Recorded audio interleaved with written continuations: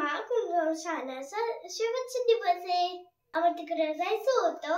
आता नाही आलं, पण पप्पाचे एक फ्रेंड आहे मनोज अंकल, त्यांनी आम्हाला गंगाजल आणून दिला. आज मी मस्तपैकी छान छान स्वयंपाक केला. शिवरात्रीच्या सगळ्यांना खूप खूप शुभेच्छा. आता आम्ही जाणार आहे मंदिरात आणि दर्शन घेणार आहोत. तर लेट्स गो. थोडासा बसून हे करा, पाणी ठेवून पाणीने ओला करून घ्या. तुम्ही हाताने तोडा आणि काय करायचं आहे, त्या डाव्या साईडकडनं उजव्या साईडला असं स्पीड मोडाने आपल्याला पुष्प धारण करायचंय.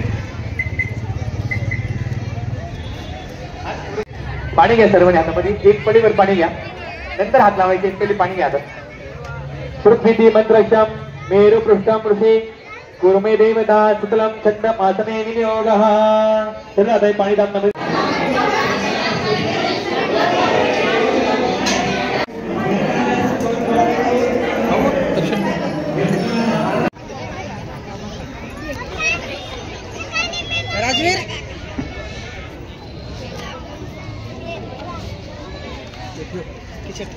मंदिराच्या बाहेर ब्रह्माकुमारीतर्फे 12 ज्योतिर्लिंगांची स्थापना केलेली होती. तर ते आम्ही दर्शन घ्यायला गेलो. यातले बरेच माहिती पण नव्हते मला, कुठे आहेत, कोणत्या स्टेटमध्ये आहेत, तर ते पाहायला मिळाले, दर्शन घ्यायला भेटलं, छान वाटलं.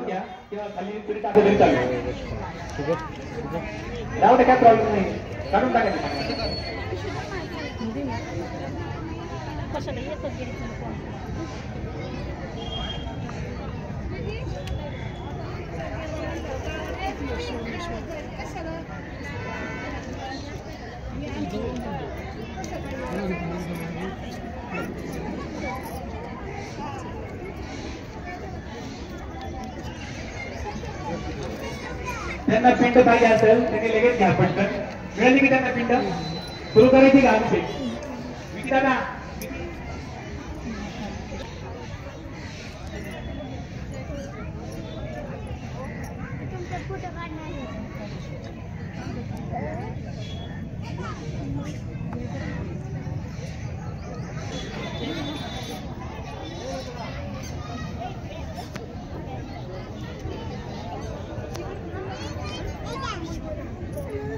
सुरुवातीला गणपतीचा पुष्प होईल, त्यानंतर रुद्र होईल, एक वेळा गायत्री मंत्र होईल, संजीवनी मंत्र 11 वेळा, अमृत संजीवनी मंत्र, महामृत्युंजय मंत्र, कालभैरवाष्टक, शिवकवच, शिवमहिमा स्तोत्र, द्वादशीपलिंग स्तोत्र होईल आणि रामरक्षा होईल. इथे पाया पडावा.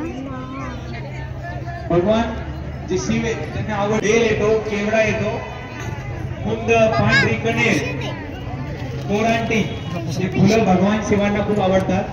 आणि त्या सगळ्यांच्या पिंडीमध्ये भगवान शिवांचं असतं शिवतत्व प्रस्थापित होणार आहे. लक्षात घ्या, म्हणजे आपण घरी जाताना भगवान शिव हे आपल्या घरातल्या पिंडीमध्ये विराजमान असणार आहेत. आणि ते सगळी देवता आपल्या जे काही भगवान शिव आहेत त्या पिंडीमध्ये विराजमान झालेले आहेत. आणि आपण जे शक्यतो निरंकार जर केला तर त्याचा खूप इफेक्ट आपल्या शरीरावर होत असतो. बघा, ती आपण एकादशी करतो किंवा महाशिवरात्र असेल, ज्यांना शक्य नाहीये उपवास करणं रोज, तर त्यांनी ज्या एकादशी असतात, किती एकादशी असतात महाराज? थोडं कळालं. 24 एकादशी असतात. जर तुम्ही त्या जर एकादशी जर केल्या तर कसं करायचं? नमो निसंगणे केशव हिमते च नमः पुष्टमे चाय रामे अस्मिन्